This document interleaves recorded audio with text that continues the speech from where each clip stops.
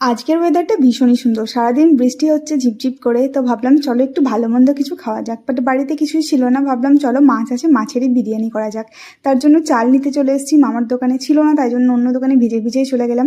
যাই হোক, এখন আমি চলে এসেছি। মাছটাকে আমি পড়াতে যাওয়ার আগে ম্যারিনেট করে রেখে দিয়েছিলাম প্রায় 3 ঘন্টা।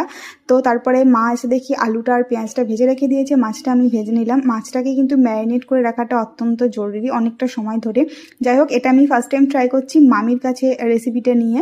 তো মামির কাছে প্রথম খেয়েছিলাম, দারুণ হয়েছিল। আর যাই হোক, আমি এবার মাছটা রান্না করে নিলাম। যেমন চিকেন রান্না করি ঠিক সেভাবেই মাছটা রান্না করেছি। আর ম্যারিনেট করার জন্য সমস্ত মশলাগুলো আমি মাছে দিয়ে দিয়েছিলাম, মানে বিরিয়ানি মশলা, এই সমস্ত মশলাগুলো একটু বেশিই লাগবে। আর আমি মাছটা ইউজ করছি শোল মাছ। তো এরপর আমি সাজিয়ে নিলাম বিরিয়ানিটা। আর মিঠা আতর কেওড়া জলটা ইউজ করা, যেহেতু বৃষ্টিতে ভিজে ভিজে আর শশা আনতে যায়নি, তাই টক দই আর আম দিয়ে একটা রায়তা মতো বানিয়ে নিয়েছি। এটা বিরিয়ানির সঙ্গে খেতে দারুণ লাগে। আর এই মাছের বিরিয়ানিটা যদি তোমরা কখনো খেয়ে না থাকো, একবার ট্রাই করতে পারো, দারুণ।